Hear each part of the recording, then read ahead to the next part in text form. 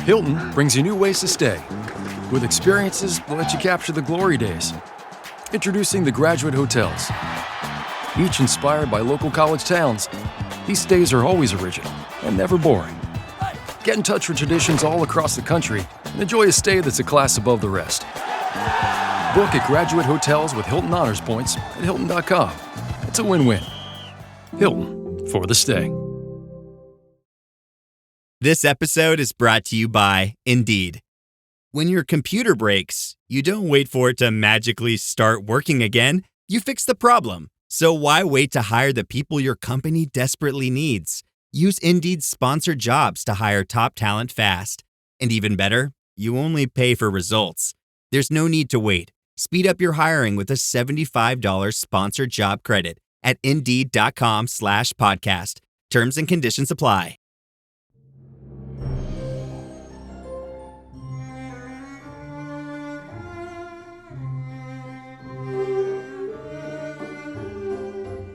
Hello and welcome to I Talk to Ghosts, the podcast that'll keep you company on a dark and stormy spring night. I'm your haunted host, Jennifer, a spirit medium and a teller of ghost stories. Tonight, we're going to explore the interesting topic of ghosts at funerals. Stories of spirits that gather with their loved ones to witness their own goodbyes. Then, later, linger for an in-studio spirit reading with my podcast guest for a conversation in evidence that we really, truly don't say goodbye to each other, that we're always connected. Afterwards, I'll set the intention of creating a space for a spirit to speak to someone listening to the podcast. So join me tonight at my seance table for a message from the spirits. But first, the ghost stories. The funeral procession is passing by right now.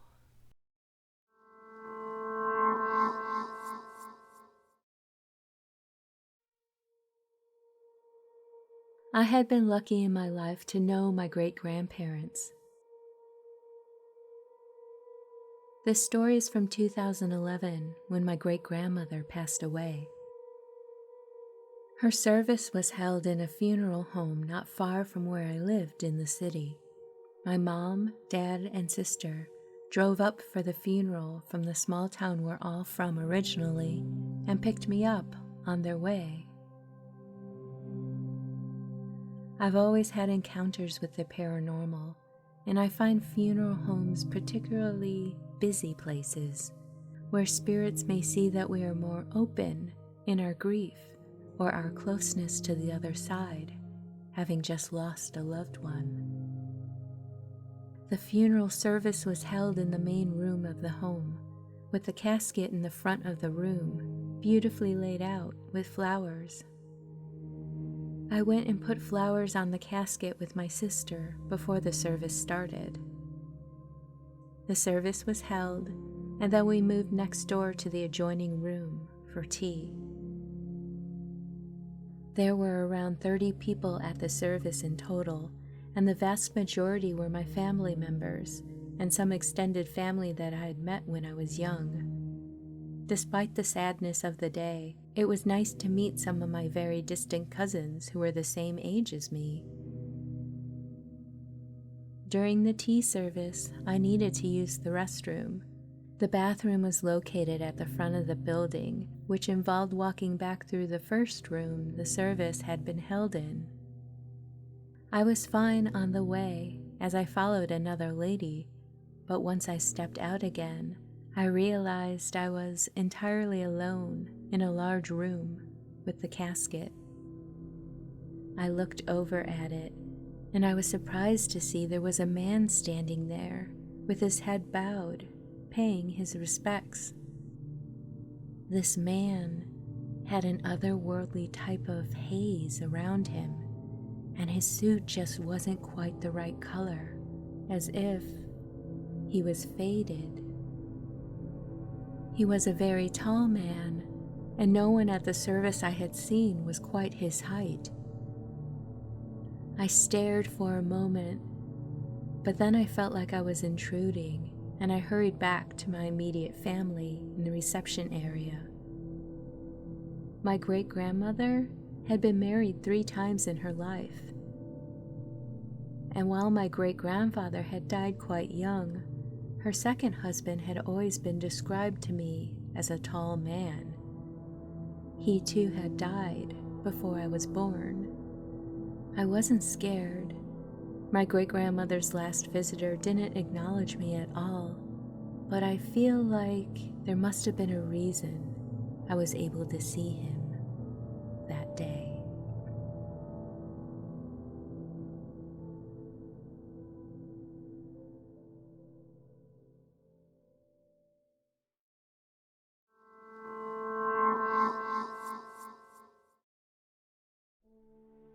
Several years ago, my ex-boyfriend passed away. He was military. My best friend and I went to the funeral together. During the service, there were 2 men in uniform standing at attention next to his casket. I looked at them and made eye contact with one of them. After the funeral, on the way home, I remarked to my best friend how nice it was of the military to be there in uniform to pay their respects. My friend looked at me strangely. There were no people standing next to his casket. I didn't see any military personnel at all. I realized then that those men must have been spirits. I don't know if they knew my ex-boyfriend personally, or if they were there to support a fellow soldier that they didn't know.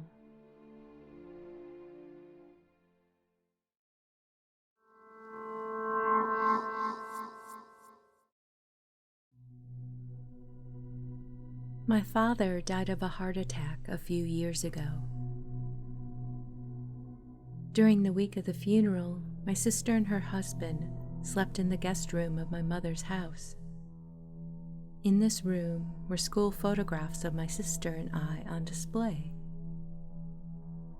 The first night there, they were awoken by a loud noise in the middle of the night and discovered that my sister's photo had fallen face down on the dresser on which it was displayed. They eventually went back to sleep, but they were awoken again by my photo also falling down. Those pictures had been standing there for years and had never budged.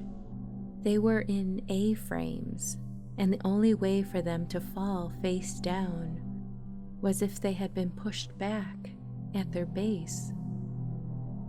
My mom later righted the photos and tried to make them fall by shaking and banging the dresser, but they didn't budge. The night before the funeral, my husband and I were due to stay over as well. We arrived mid-afternoon, and I went upstairs to put our bags in the guest room. I heard a bang as I reached the landing, went into the room, and found my photograph, face down. My mother confirmed she had left it standing upright when preparing the room for us. Another odd thing about these photos were they were very lightweight, and the noise created by them falling down seemed much too substantial in volume. I put both of those pictures into a drawer. My husband and I spent the night undisturbed, but I was restless, and I awoke first in the morning. As I stepped into the kitchen, I recalled how my father was usually awake first, and the first thing he would do was turn the kettle on. As I thought this, from across the room I heard the click of the kettle button, and the water inside began to boil. This didn't scare me, it was just my dad. I made myself a cup of tea. All these odd occurrences happened the week between his death and the funeral, but after the funeral, it all settled down.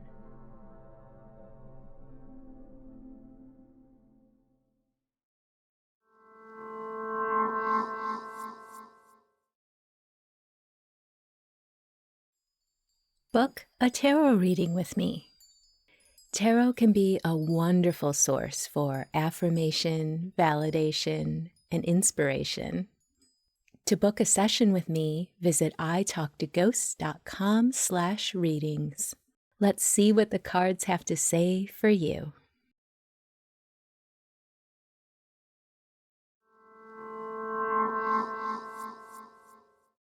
Hello, my dear spooky friend. Do you have a paranormal experience you would like to share?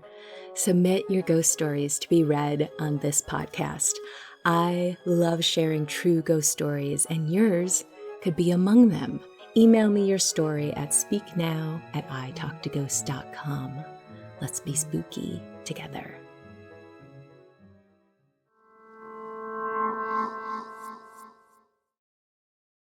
Hello and welcome back to I Talk to Ghosts. My guest this evening is May. May, welcome to the podcast. How are you doing this evening? Hi, I'm super excited. I've been waiting all day for this. Yeah, let's dive into this a little bit. First impressions that I was getting, I was feeling a little immersed in like music and conversation and laughter. You know, there's just family vibe and the importance of that, but just a liveliness to it. Does that make sense? Yeah, I am a big music freak, and anybody that knows me, I rather play a song to show my emotion than sit there and talk to somebody. So music plays a big role in my life. Okay. Definitely. That was coming in first thing. But there's an individual who is coming in. Really want to describe that with a lot of vibrancy, a love for life, wanted to do everything.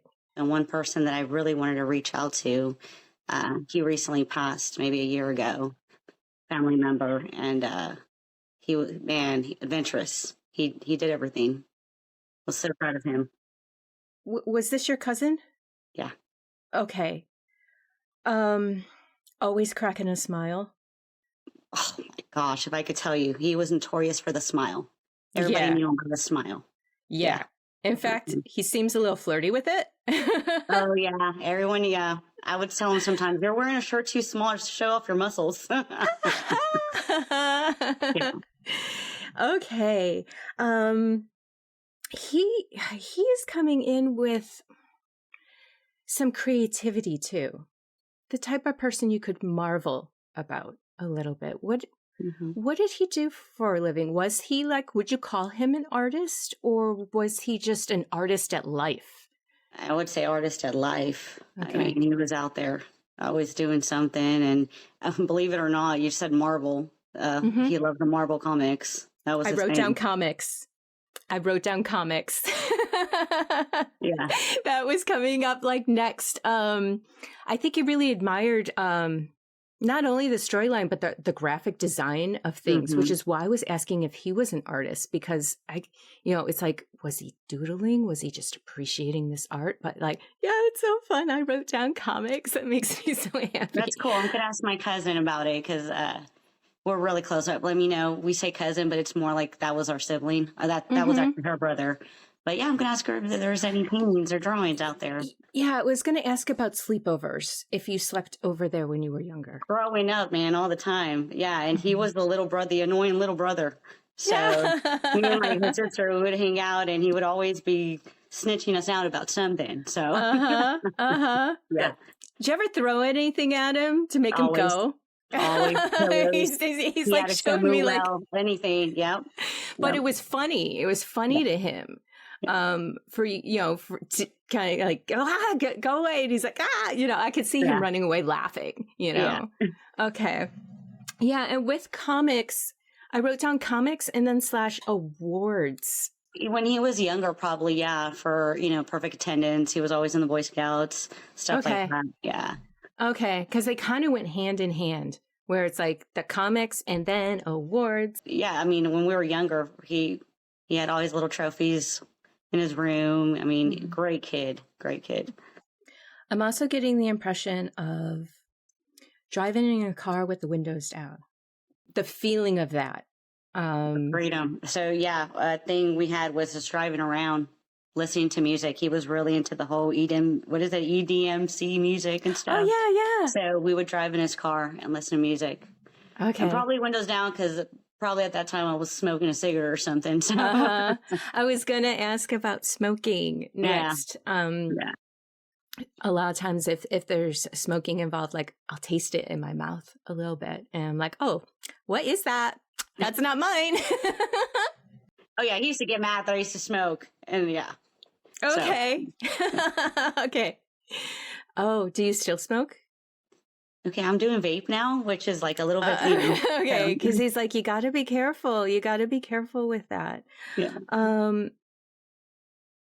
Now, I don't know if you know his handwriting at all, or maybe this is leading into someone else, but most people's their handwriting slants forward. I'm seeing someone with handwriting that slants backwards. Probably. So another funny thing with that is when he passed, we all got matching tattoos with his name. Okay. And my cousin, his older sister, she actually got his it was like a handwritten birthday card.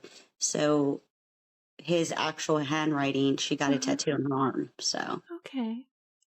As I was writing, the slant of my handwriting changed, and there was just a bit of emphasis there on handwriting.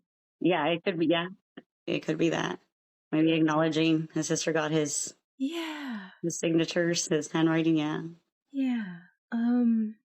Yes.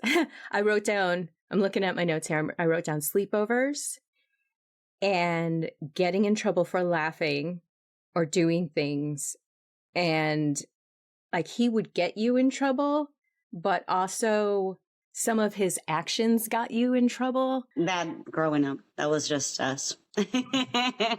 Yeah. It definitely got better once we got older. Sure. We got to hang out and stuff, but as kids, yeah, all the time. Okay. Wonderful. I want to switch gears a little bit. Another sense I was getting with your family was a bit of like old world charm. Does that make sense? Mm-hmm. I think it's your dad who is saying that you were a bit of a firecracker growing up and you would get mad at him. Is that true? Yes.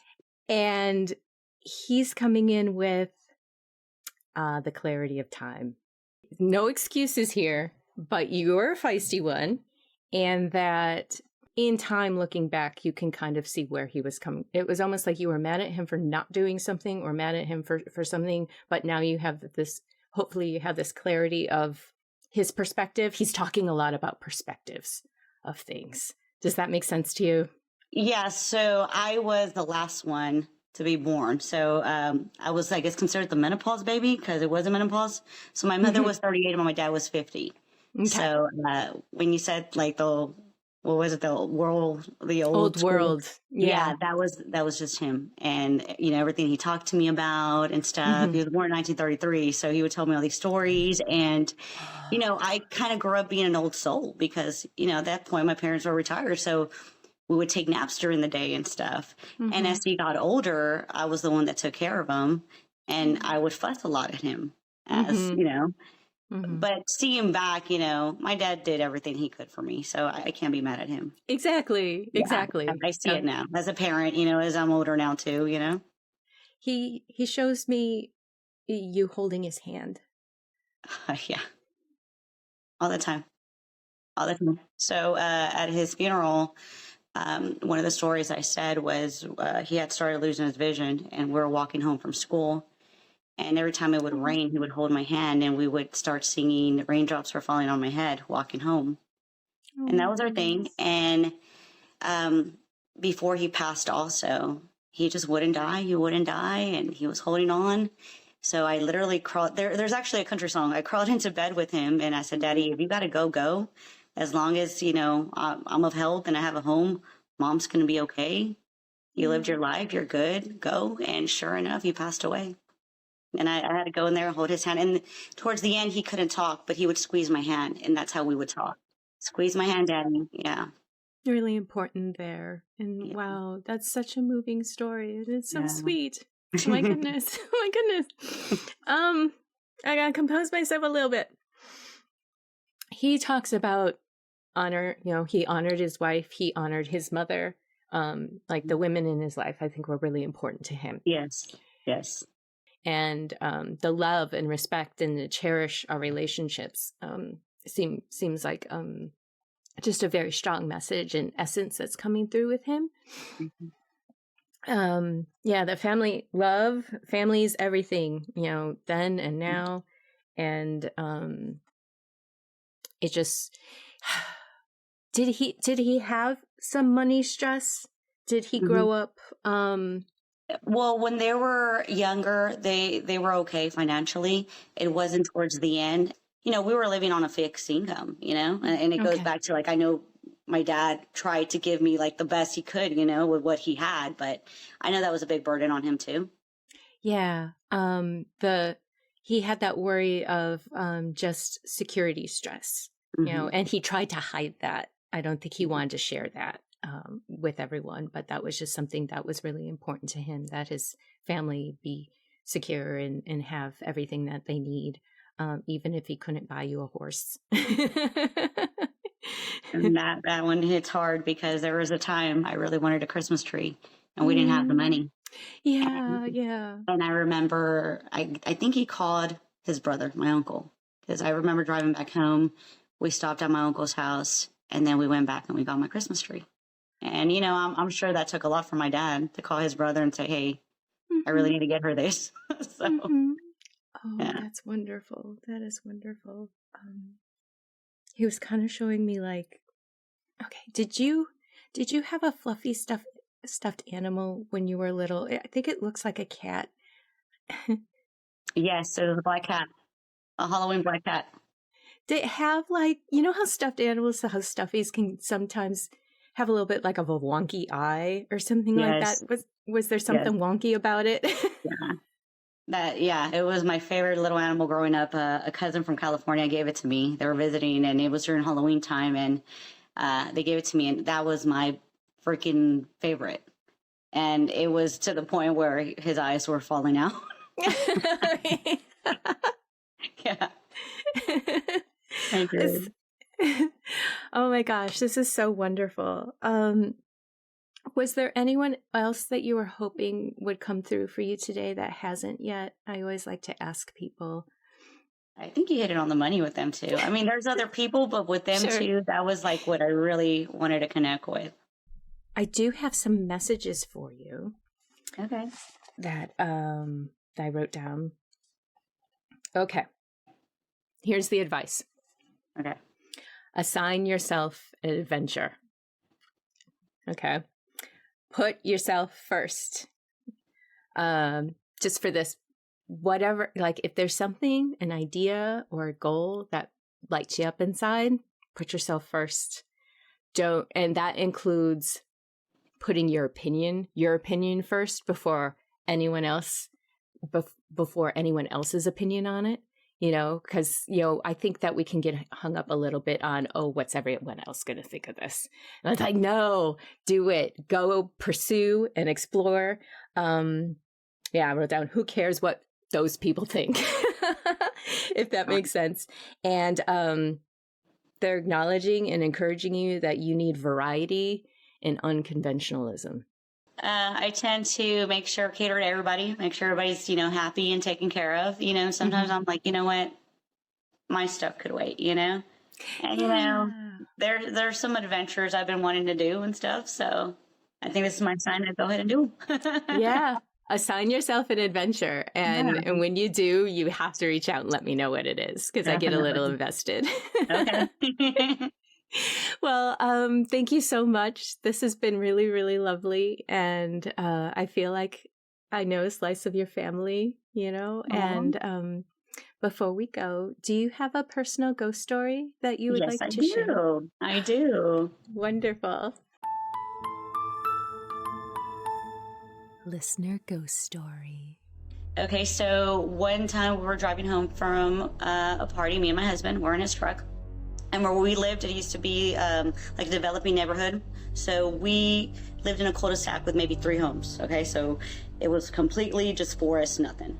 We're driving in, and all of a sudden I yell at my husband to stop the truck because we're about to hit somebody.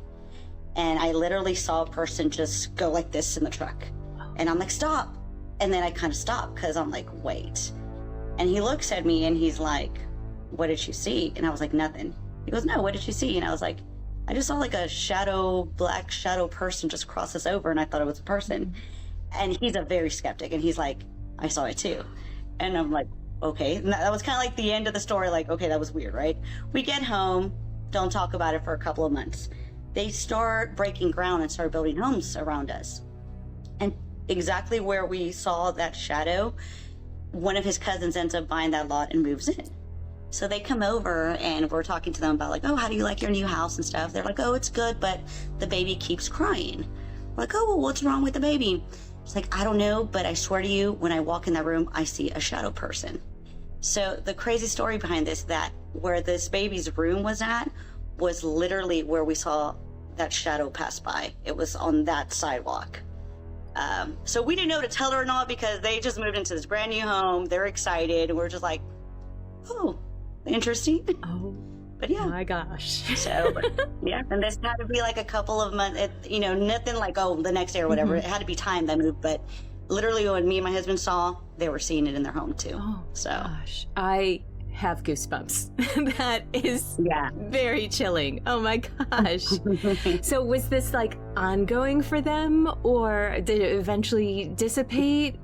Are they still there? Honestly, they're still there. We ended up selling our home and moving away. So I really don't know, but I should ask them. I mean, their baby is probably now like 3 or 4. So, oh my goodness.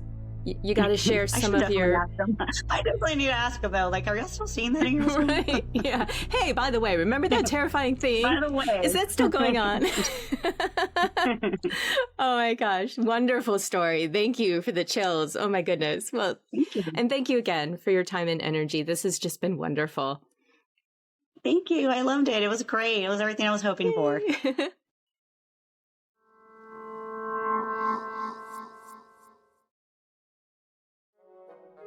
Would you like a free spirit reading with me and record your reading for the podcast? Sign up for your chance to be selected by visiting italktoghosts.com/guest. And as an added bonus, if you don't want to leave your reading up to chance, I'll let you in on a secret. There's a discount offer to book a private session with me, so you can book a date and time for certain. Visit italktoghosts.com/guest for more details. Hello and welcome back to I Talk to Ghosts. I have a message from the spirits this evening for someone listening to the podcast. So thank you for joining me at my seance table. For those familiar with my work, you know that I love to keep crystals and herbs nearby to aid me in my journey. And tonight as I work, I have with me eucalyptus. It's known for its health benefits, but eucalyptus also has the spiritual properties of healing and protection. So it's great to have near you during any kind of spiritual work. I'm going to ground and center. Open up a space, call a spirit close. I have with me tonight someone's friend or sister, maybe both. The energy is very similar. She is conveying this emotion of laughter and love with you, and she is telling me that you had a rough time in your younger years of navigating other people's emotions, especially if they were mean. You were just such a sensitive soul, and you didn't understand how anyone could possibly act that way in life. And your sister, I'm going to call her your sister, was there to help support you in that processing, as well as provide humor and comfort to you. She very much encouraged you to express yourself, to draw and write, and to this day, you credit her for all of the artistic things that you do and how you absolutely love to weave that into your life. During good or bad times, it is just a form of self-expression you have that you can't separate from. I'm seeing when your friend was younger, she had this rainbow-colored rain jacket. It had large stripes kind of across the front and shoulders, and the rest of it was a baby blue. She loved to wear it when it was weather appropriate, and it always made you smile when you saw it. The message for you tonight is your sister wants to encourage you to keep going. She sees you really creating something new and big and finally stepping into that adult aspect of yourself. How do we translate our creativity into our work and have it support us as a human being, as well as really incorporating your creativity into all aspects of who you are, including the professional. I hope that makes sense. It feels like you've had this breakthrough idea, and you also have clarity and an avenue in which to manifest it and make it into reality. It will make you have to multitask for a little bit, but don't let that discourage you. You're going to be able to do it. Just plan your time wisely and be your own advocate for how you divide up your time. I think I'm going to leave it at that. If this message connects for you, I would love to hear from you. Reach out, let me know what it is that you're doing, because it feels completely amazing. Thank you.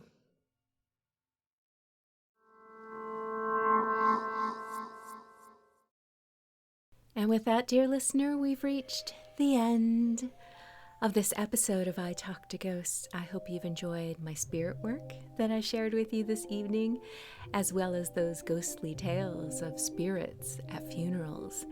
Do you have a ghost story of your own that's similar? I would love to hear it, so please reach out.